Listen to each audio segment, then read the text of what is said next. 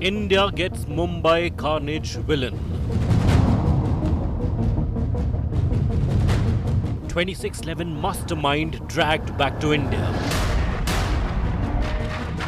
17 years later, big diplomatic win for India. Tahawur Rana in NIA custody. 2611 plotter Rana to nail Pakistan terror roll. India nets big terror catch. Top focus on India first. The 9 Pakistani terrorists who were killed on ground in Mumbai in 2008 and the 10th Ajmal Amir Kassab. So 10 Pakistani terrorists that India has details of were only foot soldiers of terror. They were like branches and leaves of the terror tree. But this man, Tahawur Hussain Rana, is a major catch. He knew about the entire terror plot. He arranged logistics, he arranged funds, and he traveled to India repeatedly to carry out reconnaissance missions on the instructions according to America's Federal Bureau of Investigation and India's National Investigation Agency, on the instructions of that professor of terror in Pakistan, Hafiz Muhammad Saeed, the founder of lashkar-e-taiba, a UN designated banned terrorist organization, to identify multiple targets in India to strike. And Hafiz Saeed, in a meeting in Pakistan, was on camera, was on record saying, "Ek Mumbai kya hota hai?" And that's exactly what these terrorists were plotting. After 1/26/11, they were planning a series of other terror attacks in India and had carried out reconnaissance for that. Over the course of the next half hour, we get you all details on India first. We'll also get you a statement of then Chief Minister of Gujarat, Narendra Modi, who was very disappointed when Tahawur Hussain Rana and David Coleman Headley were let off in the 2611 case in America, but convicted in the Copenhagen terror case. But today, Prime Minister Narendra Modi will have reason to be very satisfied because that terrorist India relentlessly pursued has been brought back to India. He's on Indian soil today, and now he will see the majesty of Indian justice. I'm Gaurav Sawant. We get you all details. Let's get started with the headlines on India first.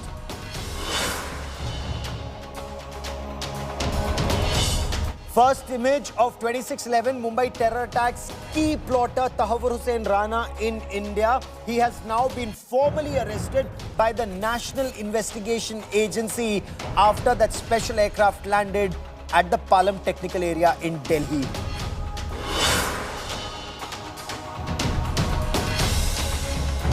NIA to confront Tahawur Rana with 2611 proof. He will be questioned on the role of Pakistani state actors. Exclusive details on India Today.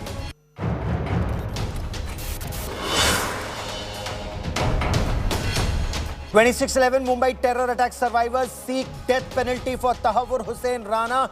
Demand that his trial be swift and Pakistani terrorists not be fed biryani in Indian jails.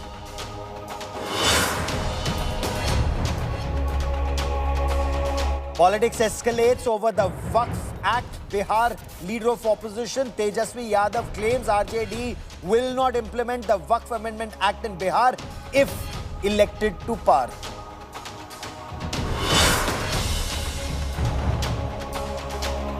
US versus China trade war intensifies. Beijing says Trump's fight will end in failure for the US. From iPhones to steel, the world braces for impact of this trade war.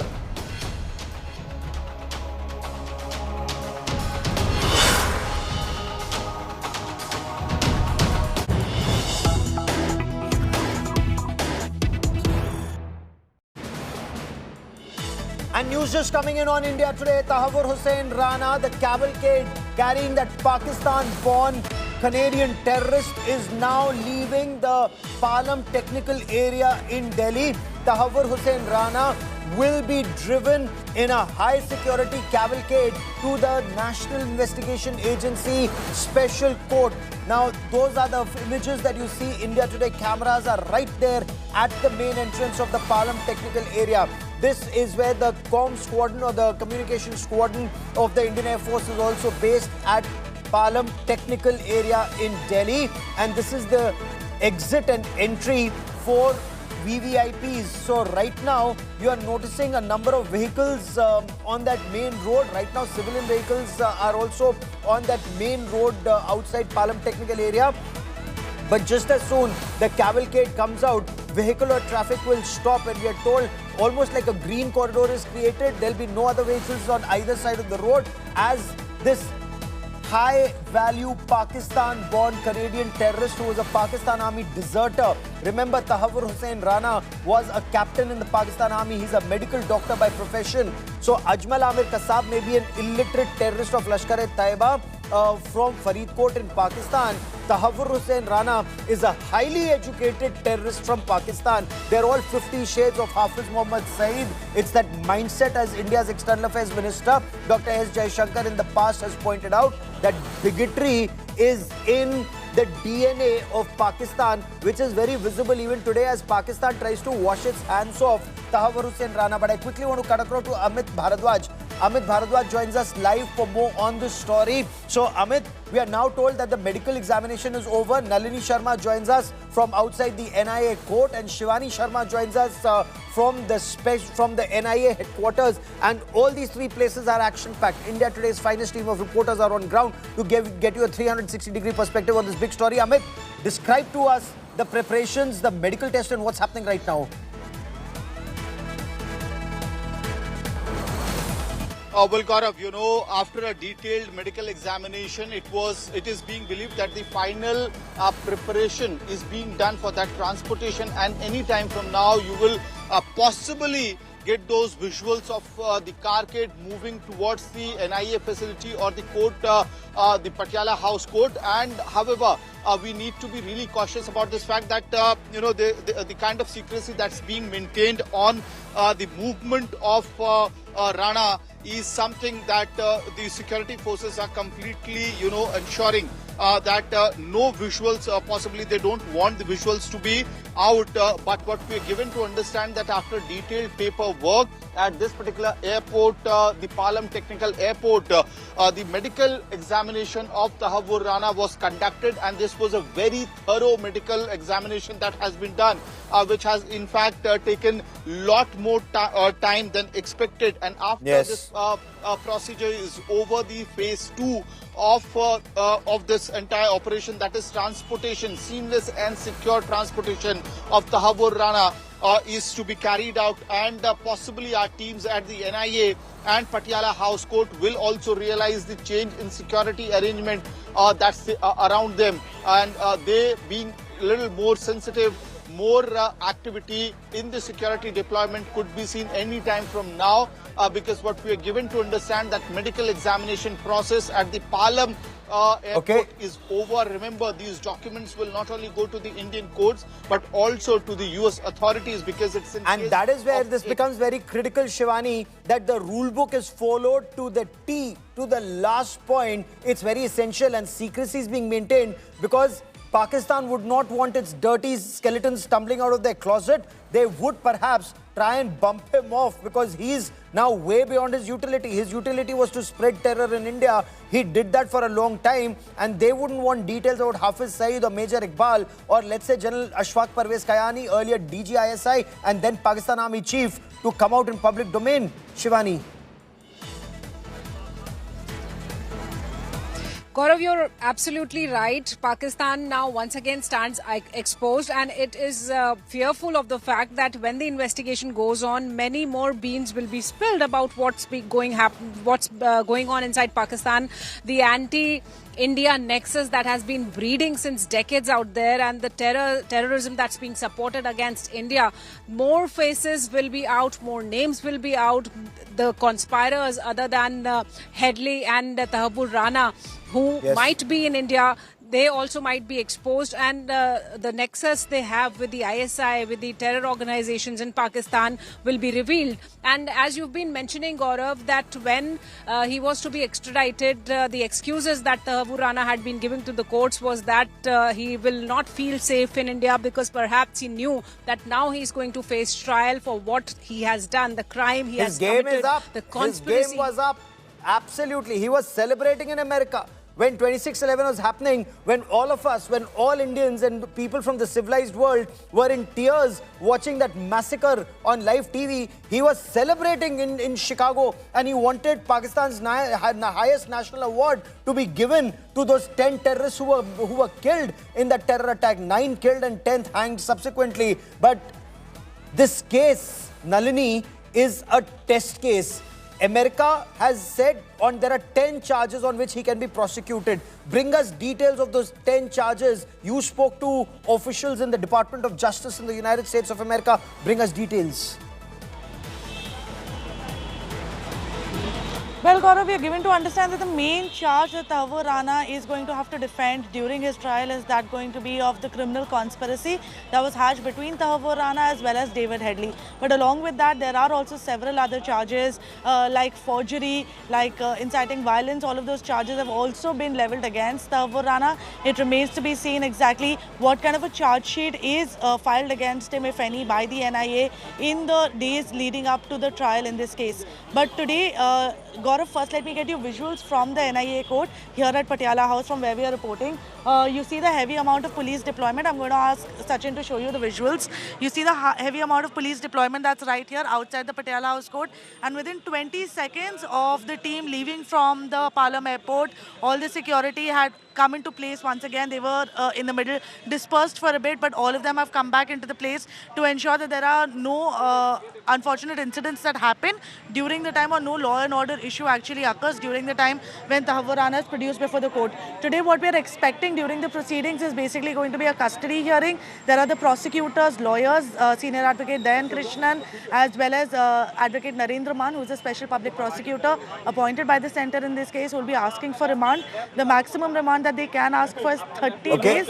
It remains to be seen whether or not they seek maximum remand. It might be a logical step to go ahead and ask for a maximum remand in this case. But how many days remand will the court actually grant is a question that we are asking. Another Stay with me. I want to quickly bring in Dr. Tara Kartha into this conversation. She was director at National Security Council Secretariat, knows a lot about 26/11 while the terror attack was happening and about these terrorists, and also Professor Brahma Chilani, former advisor to India's National Security Council, joining me on this broadcast. Dr. Tara Kartha, a sense of relief today that finally this terrorist is being brought back to India, has been brought back to India to face trial. What do we hope to get from him right now on 26/11 and future terror attacks that Lashkar had planned, madam? No, but there is a sense of relief, definitely, but there is also a definitely apprehension, because there's going to be a lot of people who are trying to get this guy out of the way. I mean, there's no two ways. I hope there's no I hope this will never happen, but some sort of hostage taking, trying to get this guy out of prison, that is the kind of scenario that I would look forward.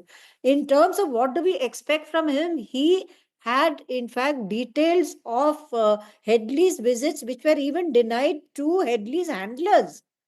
Headley was doing things without which they didn't know, but Rana knew. That was the kind of proximity he had with Rana. You know, for example, I mean, on a personal note, he had another wife.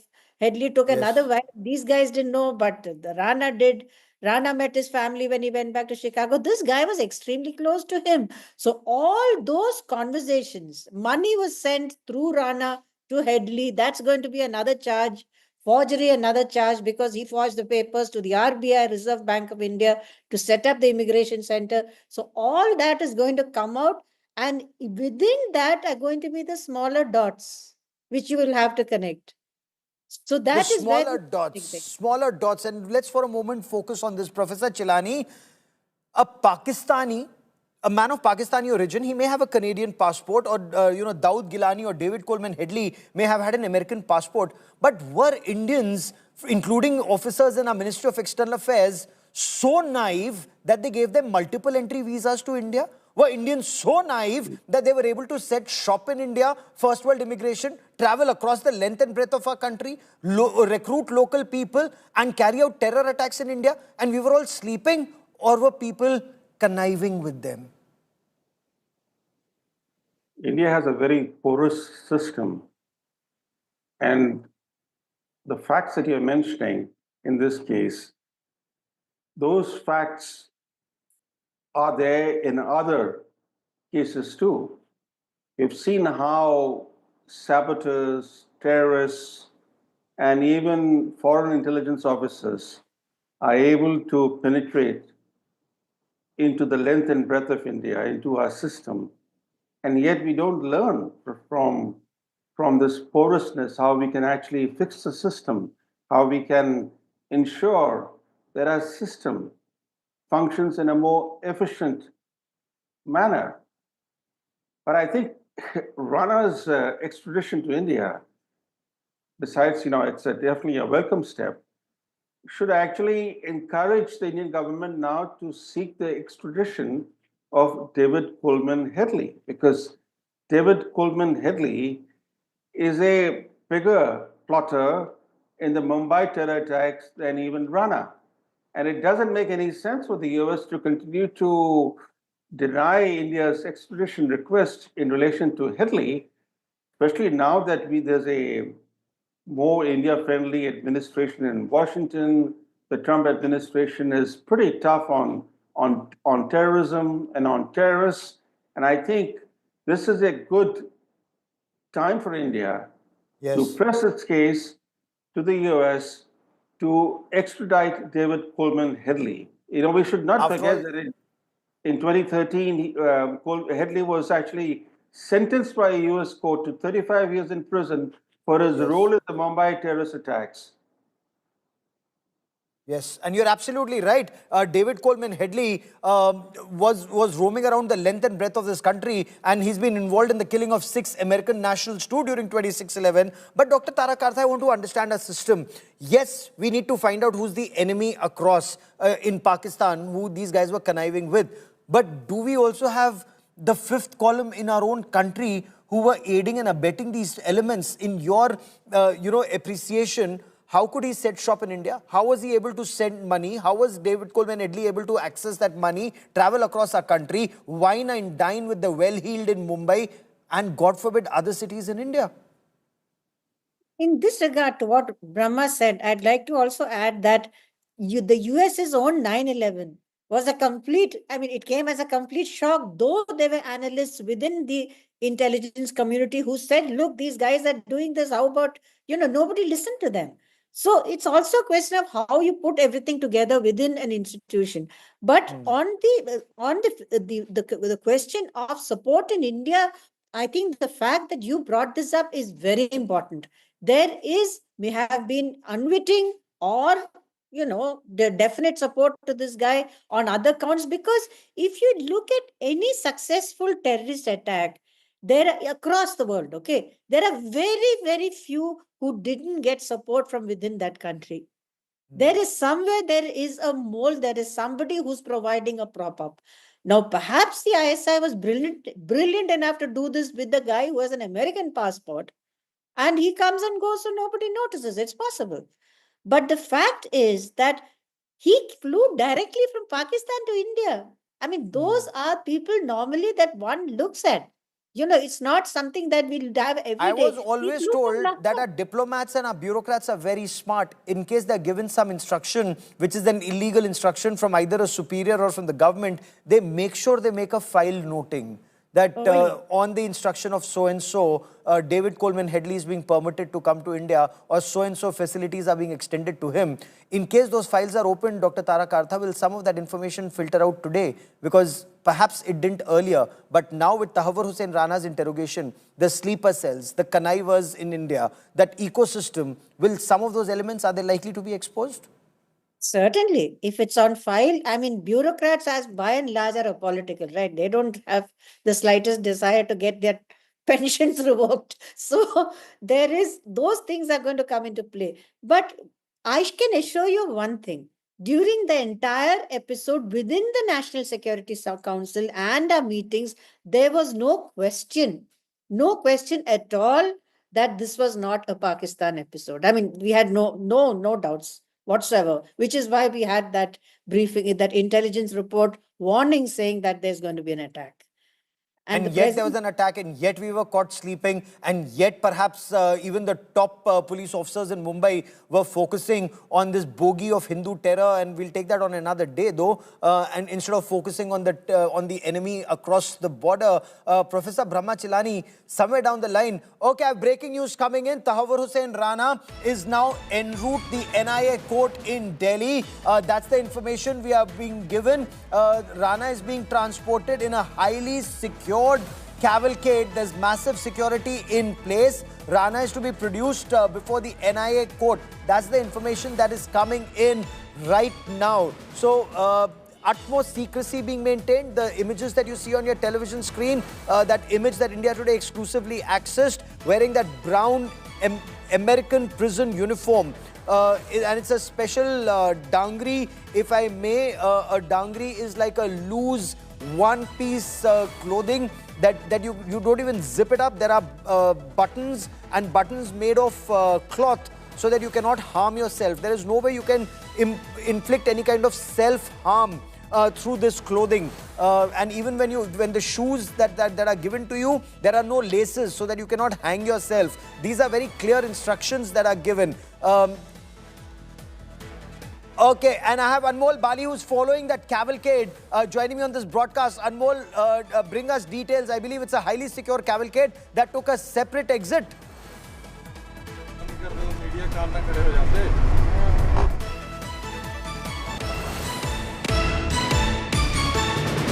Okay, so that is my colleague Anmol Bali, who's tracking that cavalcade, and this is where utmost care was being taken to ensure that the exit from the Palam technical area in Delhi was through a different exit, so that there you see those visuals of that high security cavalcade, high speed cavalcade en route the airport. And if you notice, the road has been cleared. No vehicle is permitted on that road, as Tahawur Hussain Rana's cavalcade is en route the central Delhi area, Patiala House Court, and my colleague Anmol is tracking that story. So it's likely to be a late night for you and I as we report on this big story. Professor Chilani, very important that this be an absolutely transparent case. His production in court has to be there for the world to see. The NIA charges that are read out, seeking his custody, read out so that the world knows there is justice, it's fair, it's transparent. Well, what you say, Gaurav, is right. But, you know, in today's world, and this has been true of the world always, that might makes right. If you try to show that you are governed by the rule of law, that you follow the norms, all that is good. But at the end of the day, it doesn't really matter, because after all, you are entitled under international law to do everything, to do anything and everything to protect your security. International law gives every state the right to take all appropriate measures to defend itself. And the fact that this particular attack on Mumbai was masterminded by the next door adversary, Pakistan, through its rogue ISI agency, gave India all the opportunity to do what it wanted to do to defend itself. The bigger question we have to ask ourselves, you know, especially in the context of what's unfolding now in terms of the whole Mumbai terror attacks are going to be replayed in the courtroom. The actors involved Yes. are going to be in the spotlight. But the question that we need to ask ourselves is, how is it that Pakistan continues to bleed India, although it's more than 10 times smaller in GDP terms, 7 times smaller demographically, and has Yes. several times lower military spending than India? Oh, absolutely. So I want to play out these images full screen for a moment. That's the cavalcade that is en route to Patiala House Court in Delhi. It's going through the heart of Delhi right now from Palam Technical Area. Incidentally, it crosses an area very, very close to 7 Lok Kalyan Marg, which is the Prime Minister's residence. And for a moment, I want to touch upon that point because Chief Minister Narendra Modi was extremely disappointed when Tahawur Hussain Rana and David Coleman Headley were let off by the Chicago Federal Court in the 2611 case, though they were convicted in the Copenhagen case. And he spoke about it. But today and tonight, Prime Minister Narendra Modi, as he watches these images, he would be a very satisfied man because India's efforts to bring the perpetrator of 2611 to justice, they've worked so far. We need to ensure that Hafiz Mohammed Saeed also meets his maker and soon. But Anmol Bali, my colleague, joins me. Anmol, bring us details about that high security cavalcade that's taking this terrorist to Patiala House Court.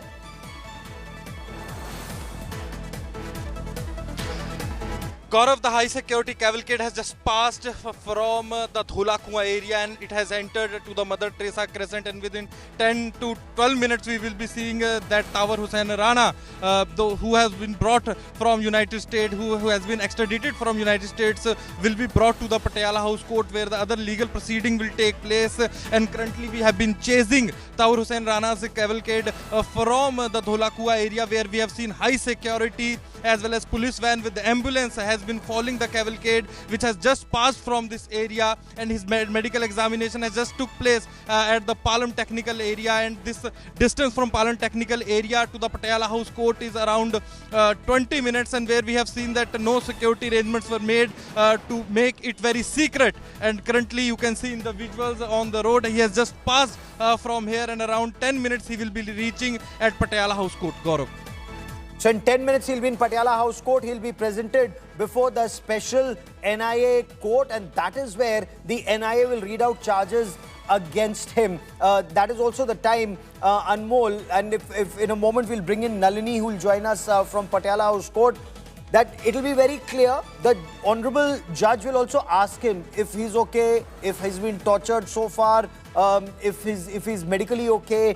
He'll hear him. That's the standard operating procedure, isn't it, Anmol? Yeah, Gaurav, the standard operating procedure will be followed. He will be asked about his medical and the well-being, because he has come here after a long flight from the United States, Los Angeles. He has just came to Delhi, where judges will be asking him his medical reports will be seen, because he's around 60, but he is one of the key conspirator also of the 2611 attacks, and there are many charges against him. So both legal as well as medical procedures will take place at Patiala House Court. Gaurav. Okay. Many thanks for joining me, Anmol. Keep tracking that cavalcade as we wait for Nalini to join us in just about a moment from now when we get details of what's transpiring in court. And Professor Chilani, very, very important right now for the world to realize that even a terrorist like Tahawur Hussain Rana, who may have plotted a devilish terror attack. Imagine when all of us were horrified reporting or watching 2611 Mumbai terror attacks, Tahawur Hussain Rana in Chicago was celebrating the terror attack. He wanted Pakistan's highest national award to be given to those 10 Pakistani terrorists. What a mindset this man has. Exactly. And, you know, not just the mindset, also the intent and the willingness to commit horrific terrorism and kill innocent civilians on a large scale. 166 people were killed by these terrorists.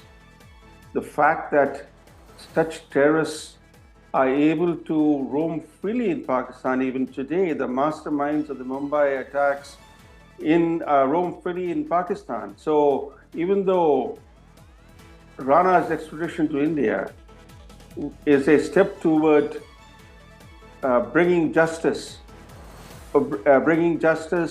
in this case, yes, we should not forget that some of the real plotters and the people who scripted the attacks are still freely roaming in Pakistan and planning future terror attacks on India. Precisely, so even though we are celebrating Rana's extradition to India, we should not forget the bigger challenge that India faces: how to deal with a rogue adversary that doesn't follow any rules, any norms, that uses terrorism openly as an instrument of state policy. Oh, absolutely. And I have Sajid Tarar, Dr. Tara Kartha, stay with me. Sajid Tarar, Trump Republican Party leader and CEO of Center for Social Change, joins us from the United States of America. Sajid Tarar, should Pakistan be apprehensive? Would Pakistan be worried? Because officially Pakistan is saying he's a Canadian citizen, he's nothing to do with us. But can Pakistan get away by denying that he was a Pakistan Army captain? He was a doctor in Pakistan. He was an Abdalian from Hassan Abdal Military Academy. He was in touch with Hafiz Saeed. He was in touch with Major Iqbal. He was in touch with Pakistani terrorists in Pakistan. First of all, that's a huge charge sheet which Pakistan has to explain. But let me tell you one thing. I have witnessed the Bombay massacre.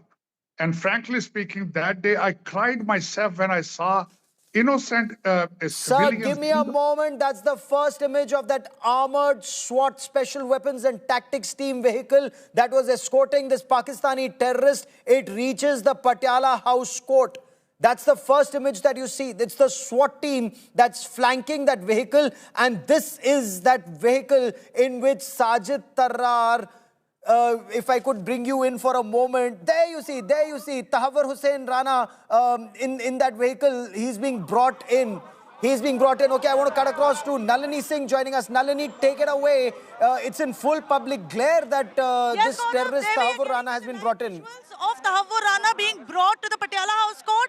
The gates have been closed, as you can see. The police has closed the gates, and there was a full cavalcade of security personnel who were accompanying him in a bulletproof vehicle, SWAT vehicle. Tahawur Rana has now officially come to the Patiala House Court. He is now going to be produced before the special NIA judge. It's 10:30 right now when we are getting this live report from the Patiala House Court. NIA is going to be asking for his remand. We have the NIA prosecutors who are already present in court, and Tahawur Rana's lawyer, Advocate Piyush Sachdeva, is also present in court, who is going to be presenting his defense. Those were the first live visuals that we've got you of Tahawur Rana reaching Patiala House Court. This is the first time he is going to be produced before a court of law in India, and there are going to be several more appearances during the days as we can expect the proceedings in the case to go on. Today, what we're expecting is for the NIA to seek maximum custody of Tahawur Rana, which is at least 30 days. But they will have to prove a case for exactly why they want that custody. And only when the judge is satisfied with the reasons given by the NIA is when the judge is going to decide as to whether or not the custody should be granted. So it remains to be seen how many days custody NIA will get, and also what kind of interrogation will be done. Remember, these are in-camera proceedings that are happening at Patiala House Court, essentially because it's an NIA case. It's highly sensitive. It pertains to the security of the nation, which is why it's going to be in-camera proceedings where no outside public, no media personnel are going to be allowed inside the courtroom. In fact, all media personnel have also been asked to move out of the court premises itself. So no media person is even allowed inside the courtroom at this minute. We'll have to wait and see how long the proceedings will go on for. Hopefully it should be a short hearing. The judge is already inside. Judge Chandrajit Singh is going to be hearing the matter, and in just a few minutes from now, we can expect him to be officially produced before the court. Nalini, this is huge. This is huge. I'm not sure how many people expected to see this in our lifetimes, that this Pakistani terrorist would actually be brought back to India to face trial for 26/11 Mumbai terror attacks and his role in 26/11. So Nalini, describe to us who are the people who are permitted to be inside the court right now. There'll be the honorable judge, there'll be who's the prosecution lawyer, who's the defense lawyer, and Tahawur Hussain Rana. How much time will the defense lawyer have with him before the case comes up in court? Well, Gaurav, first and foremost, it's going to be Judge Chandrajit Singh, the special NIA judge, who's going to be hearing the case. Along with him, there's going to be his court staff, which is going to be inclusive of 2 people whose job will be to record all the important aspects regarding the proceedings. And also, when the order is being dictated, they will have to note down the order. In addition to that, there is the prosecution team, which essentially consists of senior advocates Dayan Krishnan, who's leading the NIA team when it comes to this prosecution. Interesting thing to point out over here, Gaurav, is that Dayan Krishnan is also the lawyer who was leading the entire case regarding Tahawwur Rana's extradition in the US, which means that he's been working on this case for the past several months, and now he's been appointed as the special public prosecutor, and he's going to be leading the case on behalf of the arguments of the NIA. Along with that, we also have his juniors who are going to be working with him. So basically, Dayan Krishnan's legal team. Along with that, we also have Narendra Man, who was a special public prosecutor appointed by the centre to take care of the filing and all of the strategy regarding this case, who's also present in court. This is from the prosecution side and the judicial side.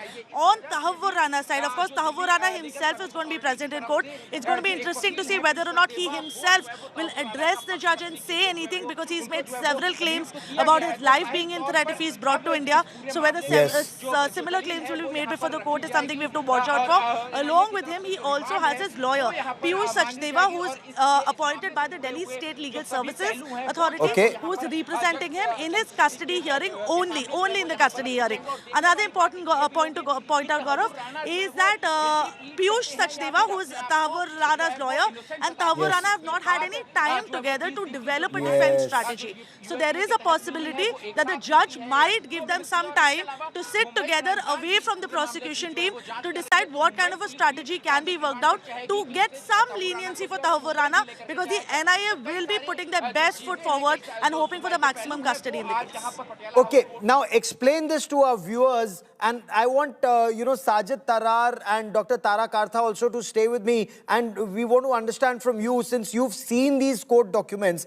India sought this case and fought this case through all the courts in the United States, all the way till the Supreme Court of the United States, to get his custody, to bring him to India. Now, what is the evidence? What are the charges against him? And what is the evidence of his involvement in 2611 that India was able to convince courts in the United States, and now will have to convince courts in India to convict him on those terror charges, Nalini? Well, Gaurav, first and foremost, the main charge against Tahawwur Rana is the fact that he was part of a larger criminal conspiracy along with David Headley in planning the 2611 attacks. But along with that, there is the detailed involvement of Tahawwur Rana to the 2611 attacks that has been detailed out by the NIA, where they've spoken about the kind of logistical and financial support that Tahawwur Rana had provided to David Headley and several other members while they were on ground in India planning out the attacks. And this was done through Tahawwur Rana's contacts in India. Now, whether or not details of those contacts will be revealed in the course of the investigation is something we have to watch out for. Another interesting thing that the NIA said is that Tahawwur Rana and David Headley were constantly in communication with each other during the time when Tahawwur Rana was in Chicago and David Headley was visiting India. In fact, during the 8 visits that David Headley made to India, Tahawwur Rana and he spoke on the phone over 200 times. There were multiple emails that were exchanged all the time from different IDs and in coded language, so that it doesn't flag up on any security system. So all of these precautions were being taken by them, and this was a carefully planned out attack where the planning started 3 years before the attack in 2005 and finally executed on the 26th of November 2008. Stay with me, and I want to bring in Sajid Tarar and Shivani Sharma, my colleague and our guest from the United States on this broadcast. Sajid Tarar, apologies, I had to interrupt you as that breaking news and those visuals came in. Complete your point, sir. Should Pakistan be embarrassed? Will details now, Pakistan's skeletons, come tumbling out of the closet?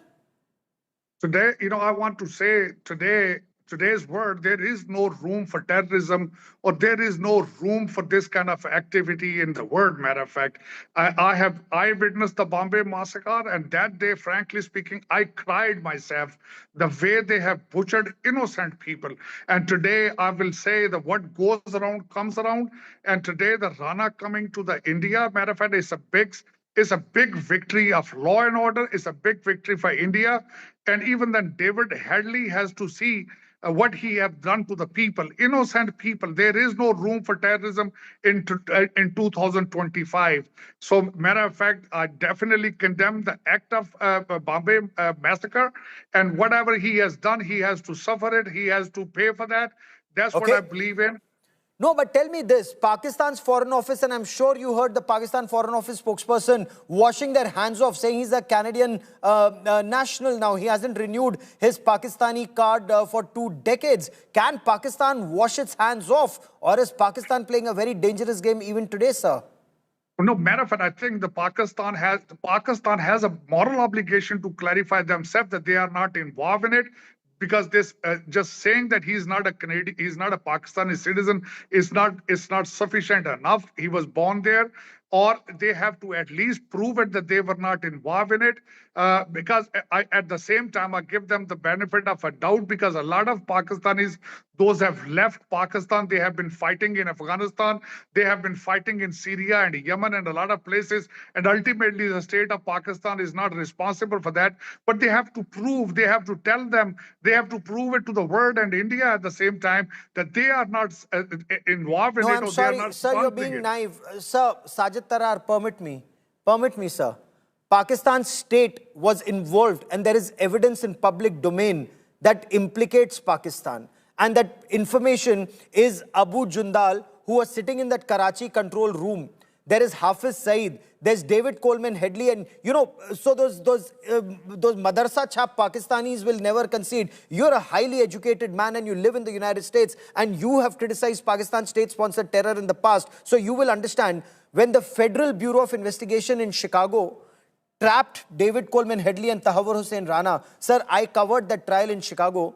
They found evidence of David Coleman Headley being in touch with a certain Ilyas Kashmiri, with Hafiz Saeed, giving details of the training that Major Iqbal of Pakistan Army. There is electronic evidence, there are email exchanges, there is money trail. That's an open and shut case, FBI case, not NIA, not Indian case, FBI case. Now Pakistan cannot be given benefit of the doubt, sir. Pakistan needs to prosecute, which it hasn't since 2008. Now we're in 2025. I definitely agree with you. If these are the charges, I'm telling you, the Pakistan has to clarify. They have to prove it that they are not behind it. Or if they are, how they were or whatever they were. Plus, at the same time, let me tell you, the Pakistan, of course, in the past has a very tainted past at the same time when the Russia came to Afghanistan. And here, keep in your mind, the Pakistan itself is a victim of terrorism right now. Almost more than 1,500 people lost their lives in Pakistan in 2024. So the thing is this, that they have to step up. I definitely agree with you that if these are the things, they have to tell the world, they have to tell India, they have to take the steps. And I tell you one thing, the Pakistan's survival, Pakistan's growth is contingent upon a relationship with India, Bangladesh, Iran and Afghanistan, and they have to take care of their neighbors. This is definitely, I agree with you. It's not that I'm disagreeing with you, but it's a charge sheet. The Pakistan has to prove the ball is on their court. I definitely agree with you 100%. And I condemn whatever they did. And I told you that day that I feel the pain of the innocent Indians losing their lives that night in Mumbai. Another point that I want to raise, and I want to bring in my colleague Shivani also, and I want you to hear, because you are heard very widely even in Pakistan. You can drum some sense into those people which the world unfortunately hasn't succeeded. You see, Pakistan was involved not just in 26/11 Mumbai terror attacks in 2008. Because India did not respond the way Narendra Modi government did after Pulwama by bombing Balakot, Pakistan attacked us again. After 26/11 Mumbai terror attacks, there was a blast in German bakery. There was an attack that took place in Pune. There was an attack that took place in Zaveri Bazar, in Mumbai once again. Then there were attacks that took place in Pulwama, in Pathankot, in Uri, in Samba, in Kathua, in Udhampur. Pakistan continued its terror because it thought, okay, there is no response from India. It's a weak, the way that so-called Ghazwa-e-Hind, that these are chaps who will never hit back. They'll only threaten our ki ladai. Till the time Narendra Modi decided that enough is enough, and he bombed Balakot, after which there hasn't been a single terror attack outside Jammu Kashmir. How do you view that? Before I bring in Shivani, I want you to respond. Why did Balakot change the equation in your appreciation? No terror attack in India after 2019 outside Jammu Kashmir. I definitely agree with you. They have, like I told you, this, if they have to move forward with, from this point, whatever they believe in, the good Taliban or bad Taliban, good terrorism, a good terrorist or bad terrorist, they have to change that. They have to move forward with the neighbors. They have to solve these issues. They have to come with the clean hands. They have to satisfy India and all other neighbors that we are not behind, that we are not promoting it. The ball is in their court. I'm telling you. But the thing is this, a regime has changed there in Pakistan at the same time. And maybe that today's regime is not behind some of the recent attacks, or maybe they are not supporting the recent, or any new activities or something, but they still have to clarify the whatever the plan is. What kind of relationship they want to have with the neighbors. I definitely, recommend this to the Pakistan. They have to come clean, and they have to make sure that our neighbors are safe, lives are saved, and Pakistan is not, or any other state, matter of fact, frankly speaking, every life on this planet is important, every life. They have to realize that in 2025, there is no room for terrorism. I completely agree with you, sir. I wish there were more like you in Pakistan, or people listen to you in Pakistan, because my big apprehension is that Pakistan still lives in whatever century, 7th century, 14th century, we do not know, that they're still waging Ghazwa-e-Hind. Every Pakistani thinks he's some Qasim trying to wage jihad against India, but they don't realize that they never succeeded. This is what I always tell them, that you have to move forward with artificial intelligence. You have to learn from India. You have to adjust with the world, versus like exactly whatever you're telling me, that moving back towards the Taliban kind of a mindset, towards whatever the 7th century, 14th century. But the thing is this, even then in 1400th century, killing somebody cannot give you anything, or hurting somebody.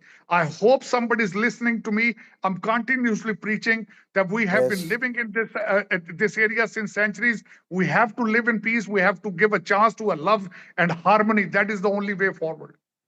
And I want to bring in my colleague Shivani, and I want you to stay with us, sir, because this is a very important discussion. And as you know well, India First and India Today is very widely watched on either side of the border. Shivani, what is very important, because Pakistan has given us sweet words in the past. I have covered a lot of these cases, Shivani, when Atal Bihari Vajpayee, then Prime Minister in 1999, was going on that Lahore bus to Pakistan. Pakistan was sending in its army in India and waging that Kargil war against us. Musharraf said, I will not let the Pakistani territory be used against India. And we had a series of train blasts, 200 people died in Mumbai. So I can, rattle off these statistics because I've covered all these terror attacks. But Shivani, India does not want sweet words from Pakistan. India wants sweet action. India wants action against Hafiz Saeed, isn't it, Shivani? That is what government of India has been insisting. Take action against Hafiz Saeed. Take action against Masood Azhar. But do we see that happening at all, Shivani? It's just not happening from the Pakistan side, and this is the issue why this whole investigation got delayed. Whatever evidences, whatever support was required of Pakistan for this investigation was denied by Pakistan. Pakistan has been lying in a number of cases, even though there is enough evidence in this particular attack also, 2611 attack also, Gaurav, and the investigation that had been moving ahead was halted because of the attitude of Pakistan and the denial it has been making. But there are enough evidences that the agencies have already put forth in this particular massacre that took place. Not only Headley and Tahawur Rana, but there are more faces that will be brought to justice. They will be brought ahead and they will be exposed once again with the fact that how they were getting support from Pakistan, how these the conspirators were not only in India, but also they had some support from Pakistan. And now when the investigation has already started, the whole focus is at the NIA court right now, Gaurav, where the proceedings, the in-camera proceedings have already started.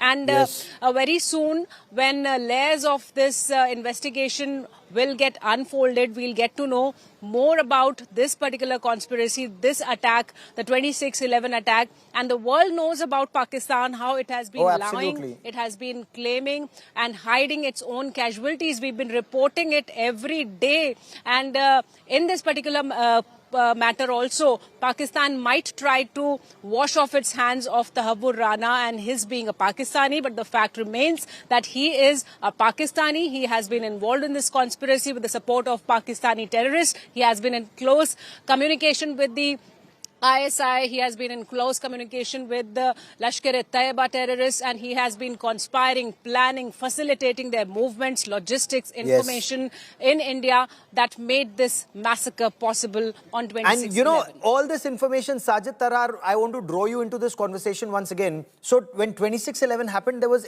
tremendous international outrage because 6 Americans had died, a large number of Jewish people died in that Chabad house, a large number of Europeans had died in these 166 who were massacred, and the world watched it live on television, including that conversation, incidentally, a conversation that took place between these Pakistani terrorists and their handlers in Karachi, that was also traced back. But sir, I want to draw your attention to an investigation that was carried out by Pakistan's Federal Investigation Agency. There was a person called Mr. Khosa who was heading FIA.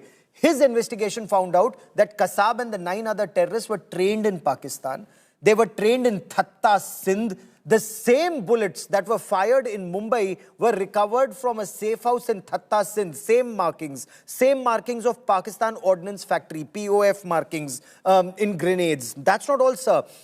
Pakistan Navy trained them in operating a speedboat, that dinghy boat that they used. That Yamaha engine was sold by Japan to Pakistan that was used in that boat. That boat was then quickly repainted, that dropped these terrorists to international waters and came back. I know this because I've covered this case in Mumbai and in Chicago and followed the trial that took place in Pakistan from India. Unfortunately, the terrorists were never punished, sir. In fact, terrorists were giving birth to children in Adiala jail. Terrorists like Zarar Shah and Zakir Rahman Lakwi. Chacha ji was giving birth to people in jail, sir. Kya action leta hai Pakistan terrorists ke khilaf? No action against Hafiz Saeed.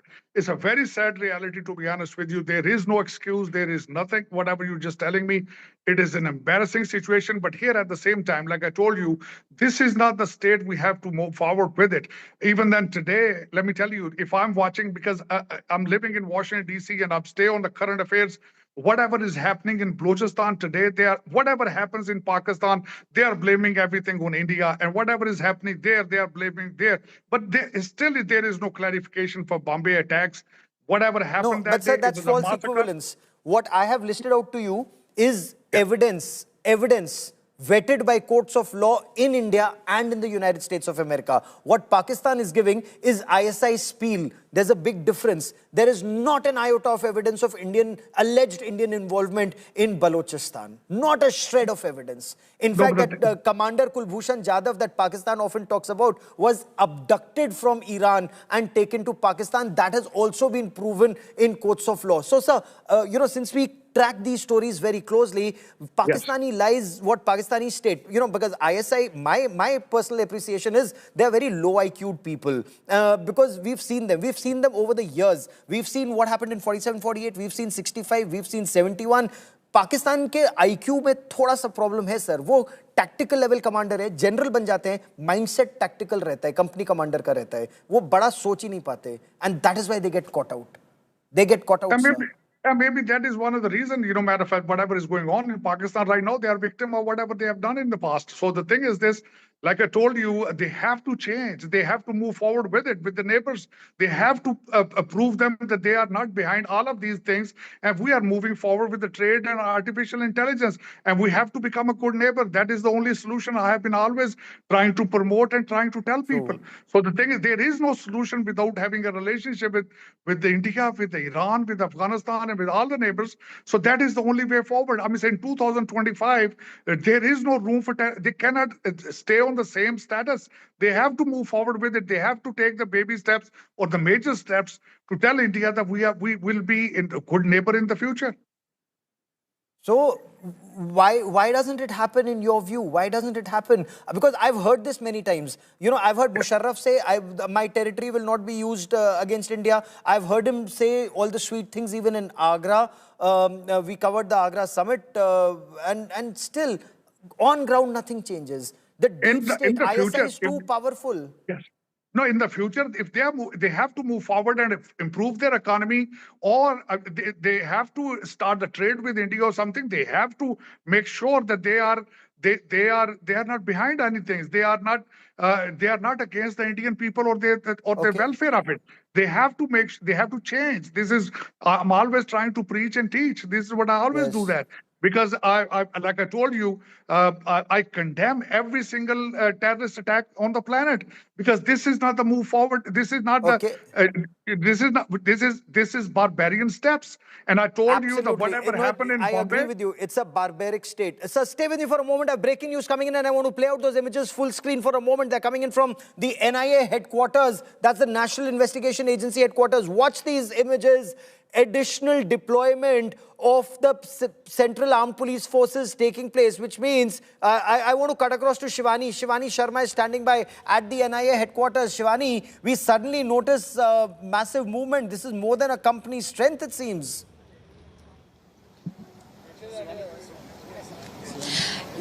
Yes, Gaurav, there was a movement of this CAPF forces outside the NIA headquarters, though it was a short movement, and now they've moved to another side of the road. So the things are not very clear that when Tahawwur Rana will be brought here, will he be coming here today after the hearing? But the NIA has been preparing through the day. Since morning, there have been additional deployments outside the NIA headquarters. You can still see these vehicles, the special vehicles that have been placed outside the NIA headquarters since morning.